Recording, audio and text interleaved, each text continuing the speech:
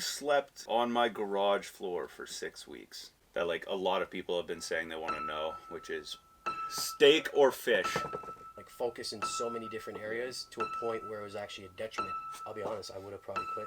Money in my health bank. Yeah. And I was just blowing it on cash. Like I was just making it rain every day.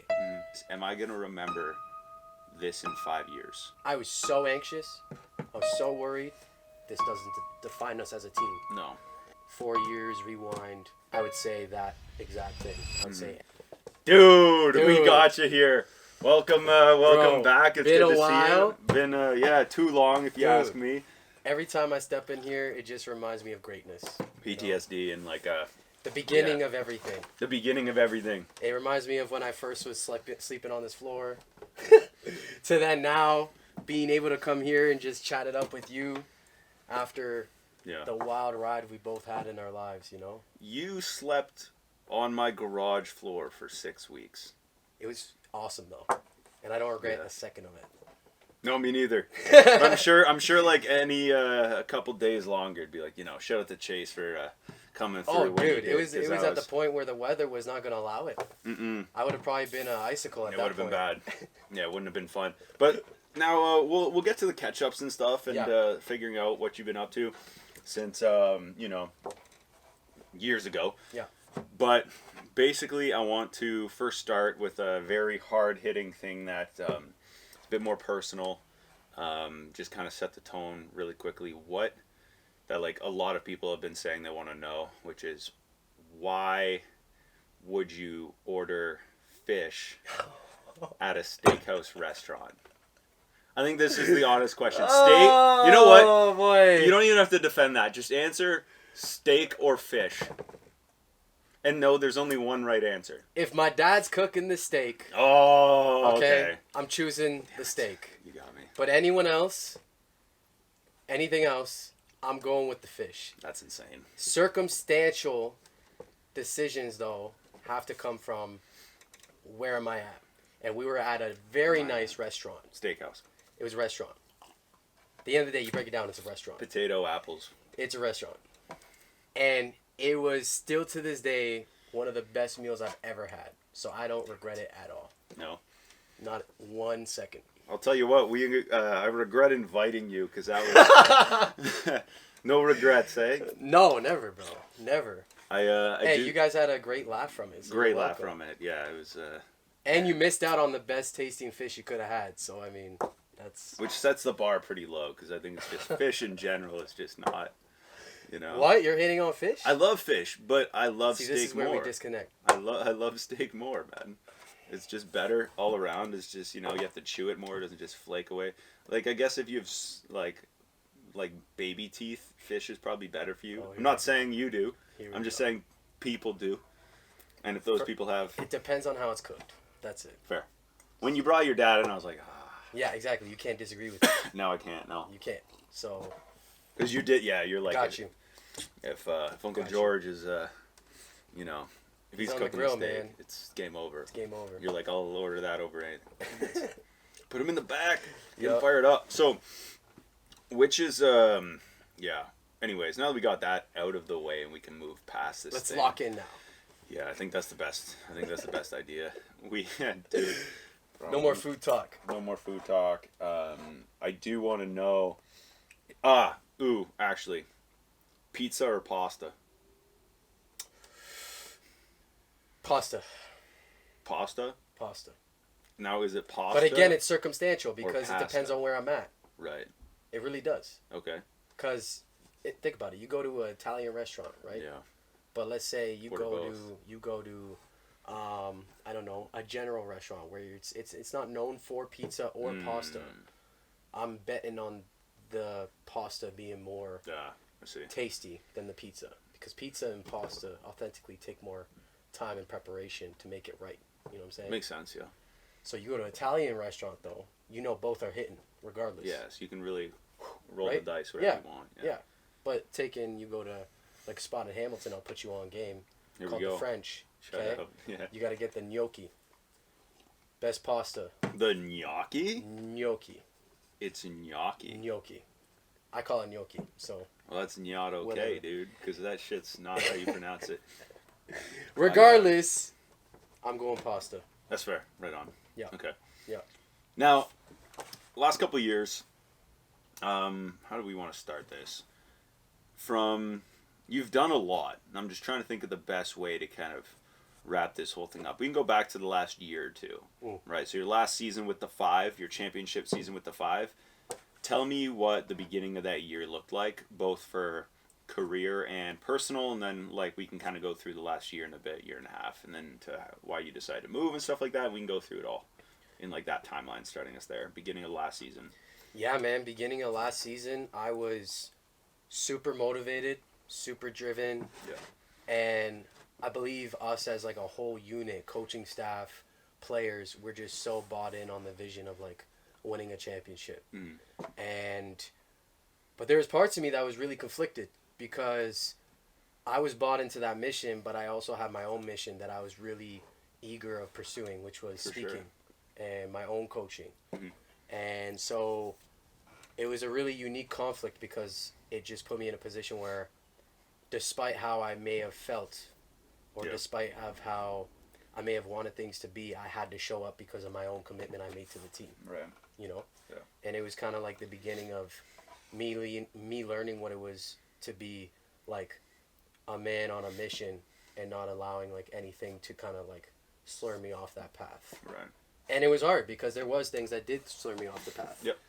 But luckily, considering the ring I got on, yeah, we pulled it off as a whole brotherhood, and it was wild, dude. It was wild. But I would say summarize what I felt, it was just pure focus.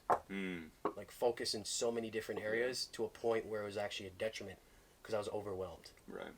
I was focused on so many potentials. And that would take a toll on your health, physicality, mentality, everything. How did it feel, and what's it like? What's it like when knowing that your body could give out before your mind does, like at any time? That's a great question. It's scary. It's scary, but I've learned how to adapt now. Right. And how so? I'm very on seeing for my own body what are the warning signs. And I'm also very good at knowing now what my threshold is. Right. And like how much extra energy could I really expand when I'm already depleted. And that experience actually taught me that. And now I know as like a rule of thumb that I will never go back to the expansion I was having because it was so detrimental to my physicality, But coincidentally, my mentality actually kept me in it. Right. Because if I didn't have the mentality and like the strength and honestly the people around me who helped me be accountable, I'll be honest, I would have probably quit. Yeah. Because it was just such a huge learning experience from so many different areas, and it was very unique. Yeah. No, it sounds like it. You so it sounds to me like kind of like a self-awareness thing. Like you've like experienced it enough to the point where you're like, okay, how far can we push it? And that's too far. Yes. Let's dial it back next time. 100%. 100%. And that taught me. Like that was like I knew that I still had I don't like the word limitations. Sure. I knew I still had like boundaries. Right. And like basically, like, I think of it as like a dollar exchange. I had this amount of money in my health bank. Yeah. And I was just blowing it on cash. Like, I was just like, making it rain every day, regardless of what was going on. And with not necessarily getting what I needed in return to invest back into myself. Makes sense, yeah. For sure. And so now I'm very aware of that. Yeah. And I have to be. So without it, who knows? Well, I do know because I did have experiences where I had to end up back in the hospital and stuff because of my health relapsing. Yeah. You know what I'm saying? I do. So. Now,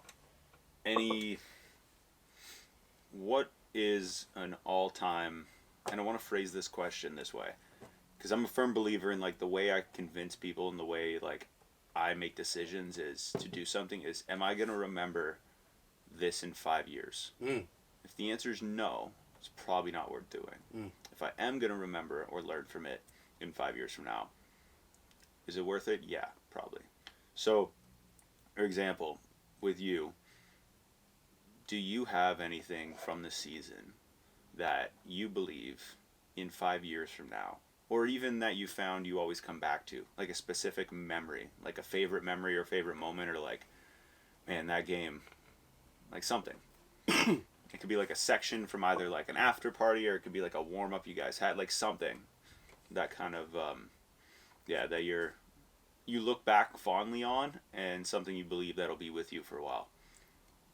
My favorite was going back to like being able to show up despite how like I felt. Yeah. Right? I had the opportunity and privilege, but also I was so anxious. I was so worried, but I had to step up as assistant coach in the semifinals. Right. And I had to do that on the road when I would never travel. Yeah. And I would usually never travel because of my health. Right. And it was a huge risk, but I knew I had to take it because it was no longer about me, it was about the team. Yeah. And I knew if I didn't take that shot, it probably would have been a detriment to our team chemistry and also respect. I think so, yeah. That, maybe wouldn't have pushed us all together to, go through the semis and then the finals, right? Mm-hmm. And I still remember vividly, it was just a moment after we had... So we traveled down to Jamestown, and the first game we got robbed. And it was super, super hard and detrimental to all of us because we were so emotionally drained, physically drained. We were out of our element. We were at someone else's court, and there was a shot clock that happened. And it was vivid that the shot was counted when it shouldn't have been counted. So our guys and everyone was just depleted. And it basically put us in a position of win or lose. We have to win. There's no other option. And if we don't, we are most likely done. Yeah, it takes the wind out of the sails. Yes. And at this point, I hadn't slept. I was skinny. I was very unhealthy. I was sick. My brother Logan, head coach, he could tell you firsthand, because we had a room together, how hard it was to even be around me, because vividly and like you could see how much of a toll it was taking on me. And I just gave it my all, and I chose to try and demonstrate to everyone around me that, like, even though that I might be struggling with my own crap right now, I'm not going to let it stop me from contributing, right? And so we were at this, like, low point where, like, we essentially got robbed from this game, and it was very easily our game, but it was just a fluke shot that went in, and they counted it, and whatever. It doesn't matter. It's in the past. It happened. And you guys won. Yeah. And I told Coach, I was like, I want to speak to the guys.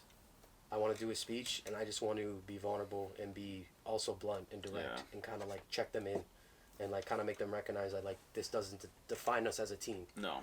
And BS, but well, but the loss doesn't define us. We still have an opportunity here, and if we don't seize that opportunity, then we can be victims about it. But I stepped up. And luckily, Coach trusted me, guys trusted me, and it just shifted our whole energy, and it gave me at least a motivation to show up the next days, even when I was very depleted and sick. And sure enough, we won, sent the game back to our court. Damn right. And then we won the series, and we got to the finals. But the thing that was very, like, significant to me was, I remember after we won that game, I was so depleted, so exhausted, so sick, so run down, and usually I would have to like carry the ball bags or whatever, or like get shit out of the arena. And I remember the guys just like all gathering, and like everyone just like, Mike, we got it. Like you need to rest. Like bringing my stuff up to our room, like just the little things that were so meaningful to me, because it showed me that like, okay, you guys see how much this is. You guys care about me too.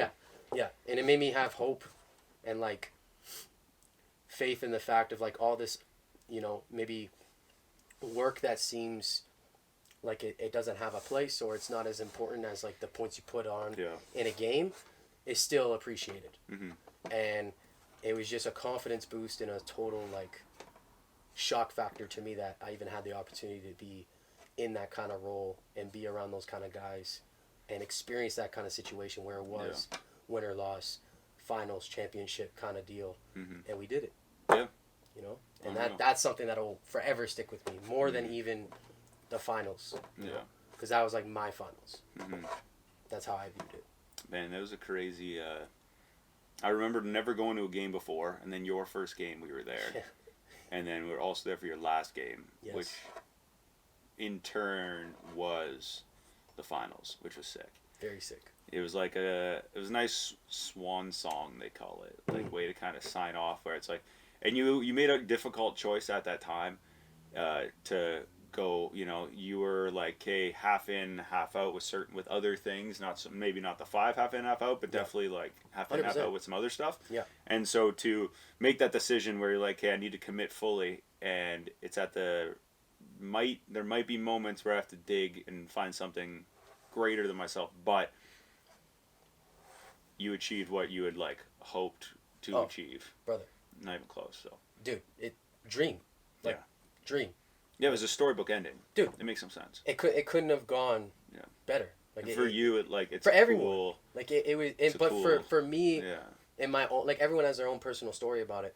But for me, like being a kid in a hospital who would just idolize, even just going to a game, without pain, without like limitations, or even an athlete go out of their way to just say what's up to me. Yeah, it's different. Or like having like being a replica, able to play ball on the court, like down to the most baseline. 100%. So then now it's like, I'm a champion. Like I got to be a part of a championship team with guys who now forever will be my dogs. Brotherhood, you know, and we can say we did that. That's cool. You know, it's unbelievable, to be honest. It's a dream. It's a peak, man. That's cool. And then you moved back to Hamilton. Yeah. After the season. What was your main driving force? Because while you think of that, I almost look at it as you did like a 4-year university degree. For sure. In like being a dude. For sure. And then just jumped into it, and then it's like, okay, see ya. I'm moving back home. And that was like really cool to see, because it was literally the chunk of a university degree at the right time. Yeah. You're like, oh, we're going to do this. And I gather things that like I don't believe I could have gathered otherwise. Yeah. And that's where it's like so cool that like I'm so grateful it worked out. You know? So to that, do you, before we actually go into like, you know, why you ended up like make that decision and stuff like that, because I do want to know, but before, I want to rewind a bit further back. Each year, well, you're out for 4 years, each year, do you have a highlight and a low light from each year you lived in Sudbury? So first year, positive, and low light, like, and it doesn't have to be like a negative thing, because it, like, when you say positive, negative, there's a connotation on it that's like not great. But I want you to think of it as like maybe like a teachable moment or something that you took with you that you're like, I'm going to remember this thing. I'm going to remember this loss. I like that. Something like that. It just puts a more constructive way on looking at something that in the moment was shitty to happen. That's a great question. First year, I would say it taught me what really taking a risk was. Yeah. Like I had, you know this, I was in your garage. You're the reason why I even was able to come up here, you know? Hell yeah. Like, I took a risk from being someone who couldn't even leave his hospital room. Yeah, to then now leaving his hometown. Yeah. Away from his and not family. Close, like you can't visit your parents every week. Nothing, right? And let alone, like, this is my first time living on my own. Yeah, it's a lot. It's my first time being independent. It's my first time figuring out how to get a job. Everything's hit me all at once. Everything. You know? Overwhelming. Very overwhelming. Yeah. So, it was a very unique, like, yin and yang where it was super hard, but it was super rewarding. And it built me. And it, like, really made me, it really tested my identity of being an entrepreneur. Nice. Like, taking risks. Yeah. You know? And that's something that I take very important skill. 100%. Probably arguably one of the most important skills. Like, to be able to say you're going to shoot shots is one thing, but to actually shoot your shots and execute, is a follow through. 100%. Regardless of what the outcome is. Yeah. You know, like, you're not I came up here unless you take big risks. 100%. And going into, like, not the L, but, like, the lesson. Yeah. It's like, I came up here expecting certain things to happen a certain way. Yeah. And everything I had just got wiped away. Yeah. And I had to improvise. Yeah. And then that's a where skill on its own, yeah. It's so crazy how the 5 came along and the Y, and you know, that created the opportunities that I needed to stay here. You got invited twice to that 5 game. Yeah. You know what I mean? Yeah. Like, you got invited once, said no, and then got invited again. It was like, Michael, you have to go. Yes. It was insane. Yeah. And then coincidence? Don't believe in them. 100%. But it was like twice. You got invited twice. Dude. And it was like Unheard it was kind of, I felt like it was like, do you trust yourself? Mm-hmm. Do you believe in yourself? Mm-hmm. Are you really the guy you want to be? Yeah. Are you the guy that you believe yourself and to if be? you're not, are you willing to it's an identity act as that thing. guy? Yeah. You know? And that was the test. Yeah. Because I could have and Christian, my mentor, used to always say to me, he's like, Mike, it's already a win. You got out. Yeah. We planned for 3 months, and you've been at it for 4 years. Yeah, hell yeah. You know? Mm-hmm. How does that manifest? Well, it manifests because you're willing to take that risk in the first place. 100%. You know? So that's what I would say for the first chunk of it. The second chunk was really unique because I finally got to feel like it how I wanted to be. Like I was involved with the team. I had a full-time job. Mm-hmm. I built community presence. Yeah. I got to experience so many different like types of relationships and friendships and, you know, connections. But it was also very hard because it taught me self-respect. Mm. And that is probably one of, if not the most valuable lesson I've learned being in Sudbury. Yeah. And like just battling with like how you expect to be treated and then how you are treated. Yeah, it's very different. And then like being able to like put your emotions and like tough feelings aside when you have to show up professionally. Yeah, it's very hard. You know, very hard. And that year was make or break for me. And you're in an industry that like it's not too accepting to have empathy for. No. Like nobody cares about your feelings. Like it's unfortunately it's just reality of it. Like, you know. Especially in your job. Yeah, there's literally no way. It's either you show up. You don't get a mental health day. No. And don't get me wrong, there's support. For sure. But it is your responsibility to do that for yourself. Yep. You know? And that was hard for me. Yeah.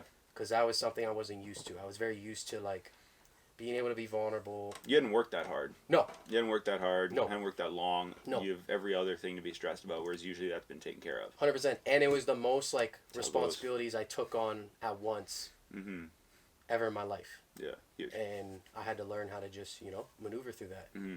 And that's what I would say the biggest, like, overarching lesson would have been from the wins and the losses of my second year / third year. And then my third, fourth year, I would say the biggest thing was self-confidence. Mm-hmm. And, like, finally proving to myself, more importantly, that I'm actually that guy. Yeah. Like, I'm actually valuable. I'm actually knowledgeable. I'm actually able to do a job. I'm not just handed out opportunities because of my story. Mm-hmm. I'm actually you have to get them because I earned this. Yeah. You know? Yeah, you have to get them. 100%. So it was beautiful because it, like, first of all, you have nothing.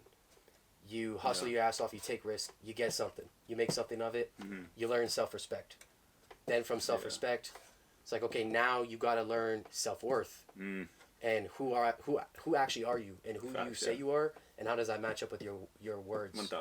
Yeah. And your actions. Mm-hmm. And that's what I feel the final year for me was. Yeah. Because I would slip. I would definitely slip where, like, I would say I'm this guy, but then I would act this way. Mm-hmm. You know? Yep.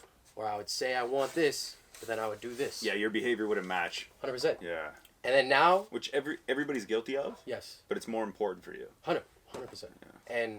And then from there, it just crystallized, like, who I am as a man now. Mm-hmm.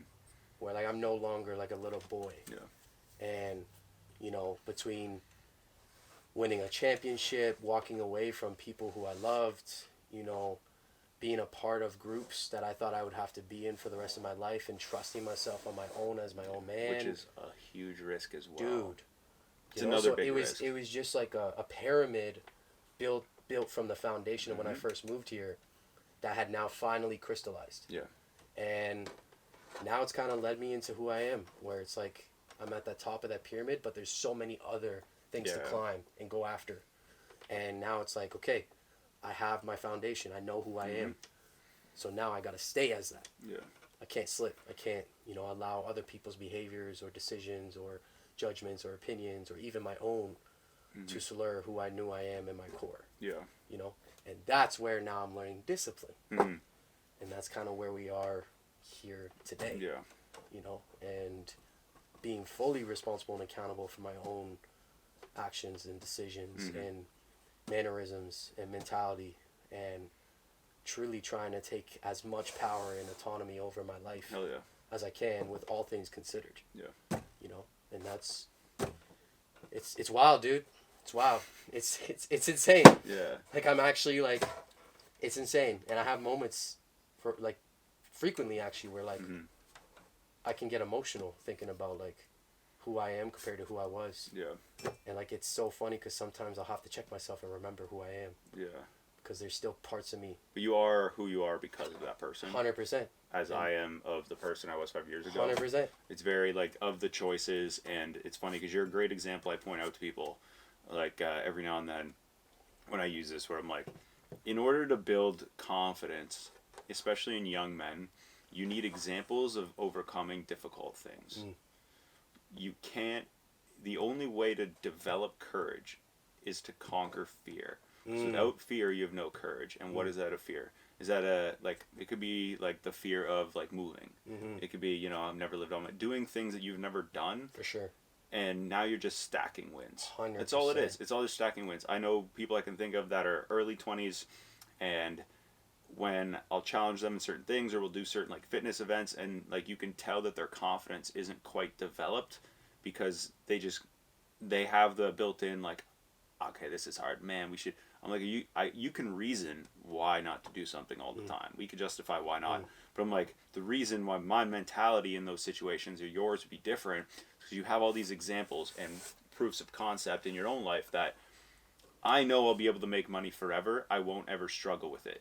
Because I'm like, I know I've been able to do it for myself. I know I've been able to do it for others. I know I have valuable skills that nobody could take away.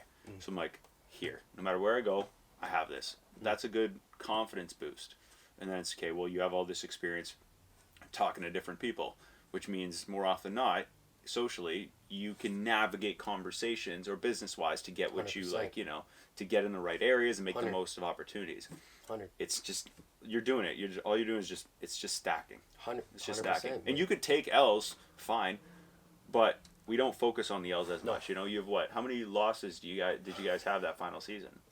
You could tell me you lost, but you can't remember because we don't think about the losses. I can't say specifically. Because it doesn't matter if you just have more wins. 100%. You just got to stack more wins. 2 steps forward, 1 step back, still 1 step forward. 100%. So you just keep stacking wins, and that's building confidence 101. 100%. Man. Everything compounds, and you're like, man, I have all these examples of when I did things that, I maybe at one point didn't believe I could, so I became the person then I needed to be in order to achieve this thing. And you wouldn't have been put in this situation if you weren't like able to make the most of it. 100%. Yeah, like 100%. You first year going into the championship season versus you. No way, bro. You know what I mean? Like it's no way. It's a completely different person. 100. I remember talking about this. I was like, yo, you react better to like people joking around with you. Your banter is better. Like you don't take things nearly as seriously at the face value as well, and you don't let things boil over for too long. Appreciate like that. You kind of absolutely do. Like I mean it. You don't get it. Like if you get upset, it doesn't ruin the rest of your thing. Like you've found a better way to manage it 100. Over the years, and it's only like getting better, which is like sick. Thanks, man. It works. Thank you. Yeah, dude. I agree. So, I agree. I'm proud of that. Yeah, it's because that's something very difficult. For everybody. Dude, it's funny because like me and you talked about this a couple times too. Yep. Especially like being men, of like how you can have emotional autonomy. Like you can have control over your emotions, and you can really choose what are you going to do with it. Yeah, you have control over it all the time. 100%. And it's about, are you going to react or respond? And I've been learning that like, so long as I am in line with who I want to be and who I am, core values, integrity, etc., I might feel a certain way, but it doesn't make me not have to show up. You know, that's a choice I get to make. Yeah. And before, I felt the opposite. It was like, you know, if I'm off or like, I'm emotionally distressed, and I'm gonna, you know, take this time that even though I feel crappy emotionally, I'm not gonna do anything action oriented to progress. Right. But now it's like having the strength to, like, despite feeling off emotionally, I'm still showing up. I'm still paying my dues. I'm still on my 10 toes, you know, checking off the things I got to do for myself, for my vision, for my purpose, for my, you know, and that's a skill that, I mean, without this experience, I wouldn't have learned. What, towards the end, and once the season was over and summer kind of came to the end, what, like spring became summer, what were you most looking forward to going back to, like, moving back to Hamilton to do? Rest. Deadass rest. Dude. Just sleep, bro. And, like, sleeping where, like, I shouldn't eat, and that's not even going back to Hamilton thing. That's, like, just finishing the season. Like, I the peace of mind to just know that, like, okay, if I want to right now, I can sleep. Nice, yeah. You know, and I don't have to, like, worry about phone calls or text messages. Yeah, way or, less like, anxiety. All this anxiety, so then it messes up my sleep patterns because of this. And what it was like, now I can just finally rest. And then going home, besides rest and health, my biggest ambition and drive was really doubling down on me and my brand. And, like, building myself as a speaker, as a coach, as a life coach, as a trainer, and, like, really taking myself seriously now. And, like, no longer making excuses of, like, okay, well, I have all these other responsibilities, so therefore it takes my time and I can't work on this thing. Yeah. Now it's like, no, now I'm 100% in all the time. And it's hard. Yeah, it is. Because you're just basically chopping wood all the time with very little results. But eventually, those results, they come. Yeah, and they give you just enough to make keep you you want going. to keep going. Yeah. You know, and that's the battle now. Yeah. You know, and that's, like, having faith and purpose and vision towards where you want to be. And sticking true to it. Yeah. And that goes back to the whole self-respect and discipline and emotional fortitude and, like, all those things that kind of paved my foundation of who I am now compared to who I was when I first moved to Sudbury. So, yeah. So, if you were to sum up for anybody watching, let's say, like, a student watching, what would you tell them is the biggest characteristic or character trait that somebody, aka an entrepreneur, needs to develop? What type of skill is the most important for an entrepreneur to develop? In your opinion, having friends, i.e. myself even, and you know, friends and family members who either work for themselves or work for people who work for themselves. So what do you think is the most important skill for an entrepreneur, young entrepreneur, to develop? Could I say 3 that kind of, like, go into each other? Yep, of course. Purpose, drive, and accountability. Okay. And they kind of go in order. So purpose, knowing why you wake up every day. Yeah. And despite how you feel or how hard it is, you're still waking up and you're doing what you got to do. Drive, because off the purpose, you create that motivation for yourself. Yeah. To feel not motivated, but energy inside of you because it excites you that you're working towards your dream. Yeah, it gives you something. And then accountability is built off those 2 pieces because now you have no other choice but to be accountable towards yourself. Hell yeah. And to your vision. And I think that even goes outside of entrepreneurship. I think that's for anyone who is trying to have a fulfilling life, you know, and especially create something bigger than yourself, you know, not just exist, but actually, like, live, you know, rather than just kind of just be like, okay, I'm going to just respond or react to whatever comes at me. It's like, no, now you're taking full ownership of your reality and, like, making something of it. But I would say it starts with purpose, which then creates the drive, which then you have to be accountable. And then that's where you just create that formula and it builds the rest, and everything else kind of just, you know, layers on top. Yeah. That's what I would say. What would you tell, you're knowing how everything plays out, okay, what would you tell right now to yourself 4.5 years ago if you would have met you in, like, the first weekend of living here in Sudbury? Still in my garage, you know, still kind of sick. Yeah. You know, still swallowing chewable vitamins, like, you know. Yeah, there you go. What would you tell yourself what would you tell 4 years younger, 4 years ago, Michael, knowing exactly how it's going to play out? Everything always works out for you. And no matter how much you try to control that, remind yourself that that is what happens. Yeah. And that's actually something I tell myself every day I wake up. It's going to work out. It's going to work out. Always has, always will. Always has, always will. And it's funny because one of my friends, April, she gave me a card during the season last year, and it was like an affirmation card, and you pull it out of like this random deck, and it's completely random. And it was mid-season. It was probably the hardest time I was going through. Yeah. And on the back of it, you rotate it, or it says on the front, it says achieving a dream, and on the back of it, it says everything always works out for me. And that's something that I actually wrote in my hat, like my championship hat. No kidding.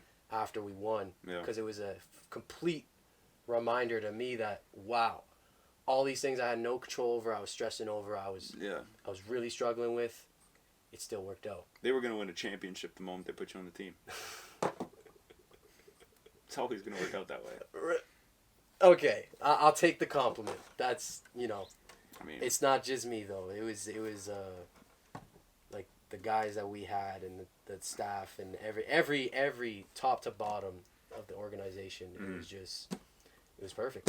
Nice. It was perfect. But yeah, I would say if it was myself, 4 years rewind, I would say that exact thing. I would say everything always works out for you.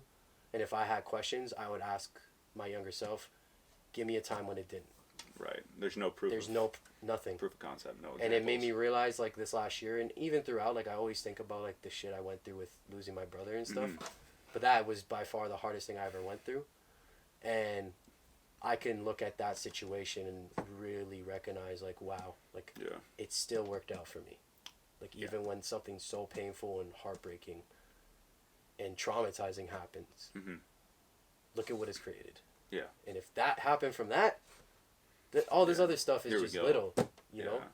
May not feel little in the moment, but so long as I have that to remind myself, I'm going to be okay. Hell yeah. Yeah. I think so. That's sick. Yeah. I like that. Yeah. Do you have any advice for maybe any advice for people who maybe lived in the hospital for all their life and want to move to a new city for the first time and take that risk like you did? I know there's probably a handful, but what would you say to those kids that are 18 or 20, 22 that are like, they're looking for that next chapter? What would you what kind of advice or guidance would you give to somebody in that position that was a sick kid that's wants to get to, you know, they want to make more out of life and they maybe don't know how to start? What would you tell them? I would say act as who you want to be, not as who you are. Meaning, if you want to move away or if you want something more than being sick, clearly there's something else you want then. Yeah. What is that guy or girl doing that you're not right now? Yeah. And it's probably moving. It's probably leaving the hospital. Yeah. It's probably bettering your health. It's probably getting help outside to make yourself accountable. Right. And then now it's up to you. So as long as though you know that's a potential and a possibility, you'll be fine. That's what I would say. I would say, number one, know where you want to go and affiliate yourself with that dream as much as you can. And then ask yourself if you're acting as that person who has and is living what you want right now. Yeah. And if you're not, what are those action steps? Is it just waking up one morning and trying to move from your hospital bed and walk 10 steps from your bed to your door for 30 seconds a day? If it is, do it. If it's grabbing water and trying to just drink 200 mils a day because you can't keep fluids down right now, doesn't matter. Do it. Just start. Yeah. If it's instead of taking a wheelchair and instead of your parents constantly having to support you, try and support yourself, even if it's just sitting up in your bed for 3 minutes a day, start doing that. And that's where it all kind of lays the foundation of, again, being who you want to be in the moment, as if your future self is already that. That's what I would say. How would you summarize the last 4 years in one word? Damn.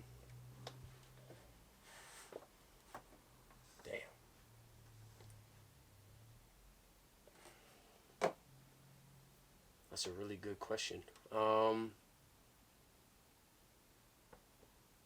Transformational. Nice. I like it. I would say that's the first word that comes to my head. Transformational.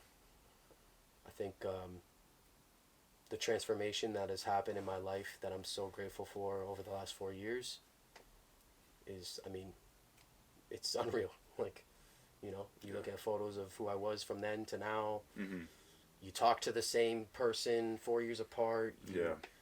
It's two different people. Very much so, you know, and you know that. Yeah.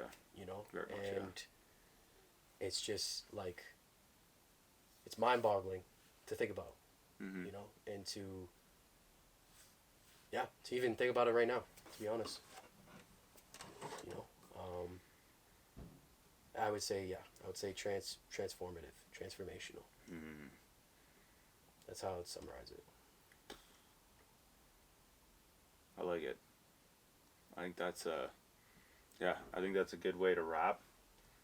I think, that's good. It's a good place to wrap, conclude, kind of sum up everything, sum up the last 4 years. And, I want to kind of conclude on this.